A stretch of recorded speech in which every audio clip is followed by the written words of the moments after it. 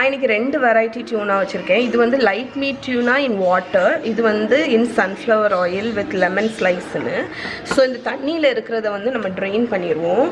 இந்த tuna actually பார்த்திங்கன்னா என்ன சொல்கிறதுக்கு, நீங்கள் வந்து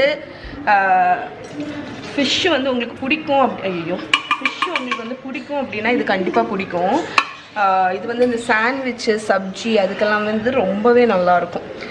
டேஸ்ட்டுமே நல்லாயிருக்கும். இதை நீங்கள் மசாலாலாம் போட்டு நம்ம பண்ணோன்னா செம்ம டேஸ்ட்டாக இருக்கும். ஓகே, இதை வந்து நீங்கள் ட்ரெயின் பண்ணிவிட்டு நல்ல தண்ணியை வந்து ப்ரெஸ் பண்ணி எடுத்துருங்க. இதை வந்து இது ஆயிலில் இருக்கிறதுனால நான் வந்து இந்த ஆயிலே வந்து இதை குக் பண்ண போகிறேன் கொஞ்சம். ஏன்னா இது வந்து ஃப்ளேவர்ஃபுல்லான ஒரு எண்ணெய், அதனால் இந்த எண்ணெய் எனக்கு கொஞ்சம் தேவைப்படும். அதனால் இதை அப்படியே வச்சுருக்கேன். ஓகே ஃப்ரெண்ட்ஸ், இப்போ நம்மளோட ஃபிஷ் சப்ஜி வந்து பண்ணிடலாம். இப்போ நான் இந்த இதில் இருக்கக்கூடிய இந்த ஆயிலில் ஒரு 2 டேபிள் ஸ்பூன் ஆயில் ஆட் பண்ணியிருக்கேன். அதில் சோம்பு போட்டுக்கோங்க, ஒரு 1 டீஸ்பூன் சோம்பு பொரியட்டும். அது பொரியும் போதே வெங்காயம், ஒரு வெங்காயம், ஒரு கொத்து கருவேப்பிலை, 2 பச்சை மிளகாய் இவ்வளோத்தையும் போட்டு இதை சாட்டே பண்ணிடலாம். ஸோ இந்த வெங்காயம், பச்சை மிளகாய், கருவேப்பிலையும் ஒரு 2 மினிட்ஸ் நல்லா ஃப்ரை பண்ணிடலாம்.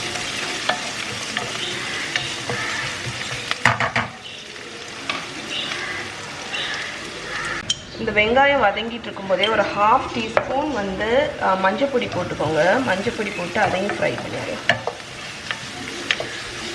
அதுக்கப்புறமா நான் ஒரு 2 பெரிய சைஸ் தக்காளி கட் பண்ணியிருக்கேன், அதை ஆட் பண்ணிடுங்க. ஸோ இந்த டிஷ்ஷுக்கு வந்து கொஞ்சம் வெங்காயம் தக்காளி வந்து கொஞ்சம் நிறையவே போடணும். ஸோ இப்போ தக்காளி வந்து ஒரு 2-3 மினிட்ஸ் வதங்கட்டும்.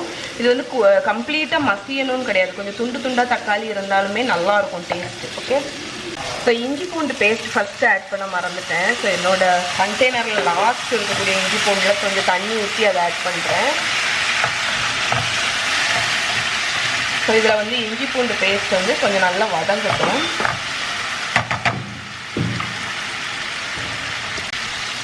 இப்போ வந்து இதில் சில்லி பவுடர் ஆட் பண்ணிடுவோம். தேவைக்கு தக்கன கொஞ்சம் சில்லி பவுடர்,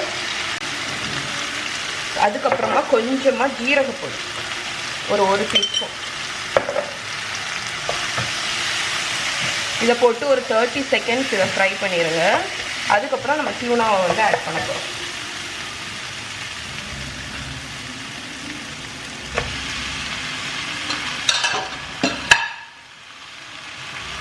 ஸோ டியூனா வந்து ஃப்ளேக்ஸும் இருக்குது, கொஞ்சம் சங்கியான பீசஸும் இருக்குது. ஸோ இந்த டியூனாவையும் ஆட் பண்ணிவிட்டு, ஆக்சுவலி இதில் உப்பு இருக்கும், அதனால் நீங்கள் உப்பு பார்த்து தான் போடணும். இதை நல்லா இந்த மசாலாவில் மிக்ஸ் பண்ணி விட்டுருங்க.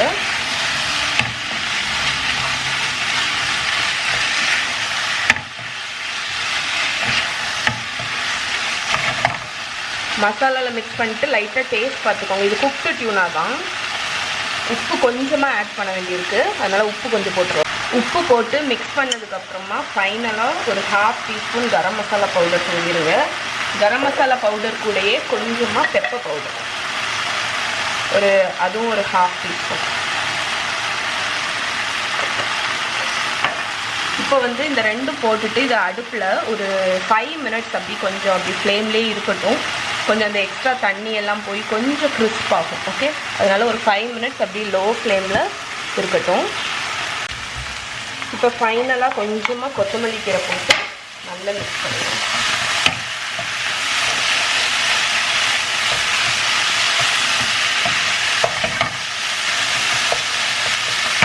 இப்போ அடுப்பை ஆஃப் பண்ணிடலாம். அடுப்பை ஆஃப் பண்ணதுக்கப்புறமா பாதி லெமன் அதை வந்து பிழிஞ்சு விட்டுருவோம். அது ஒரு ஃப்ரெஷ்னஸ் கொடுக்கும் உங்களுக்கு.